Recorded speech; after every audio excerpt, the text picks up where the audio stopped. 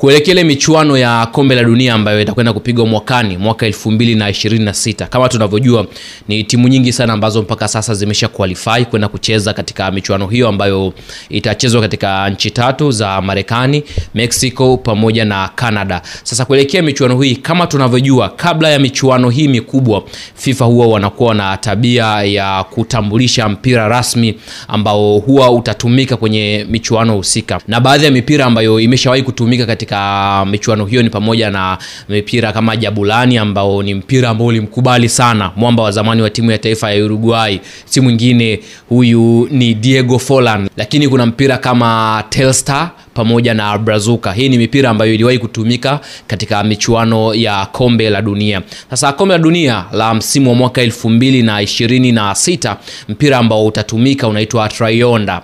Huu ni mpira ambao unatengenezwa na kampuni ya Adidas, na Trayonda ni neno ambalo limeundwa kutokana na maneno mawili, neno moja la Kiingereza na neno lingine ni neno la Kihispania. Tukianza neno la Kiingereza, hili tree au try ambayo maana kuwa tunajua try ni tatu. Yani kuna try ambayo ni tatu, alafu kuna neno onda. Onda ni neno la Kihispania ambalo lina maana ya wave au mawimbi. Kwa hiyo ukiunganisha maneno haya try, onda, maana kuwa ni mawimbi matatu, akimaanisha kwamba nchi tatu ambazo zinaandaa michuano hiyo ya kombe la dunia, yani Mexico, Canada pamoja na nchi ya Marekani. Adidas wametengeneza mpira huu maalum kwa sababu ya kuzitangaza pia nchi hizi, lakini ukiangalia hata muonekano wa mpira huu unaonekana kama una rangi kuu tatu kama unavyoziona, lakini hizi rangi nyingine ni kama minor colors au ni rangi ambazo ni za kupendezesha tu mpira, lakini mpira wenyewe una rangi tatu kama ilivyo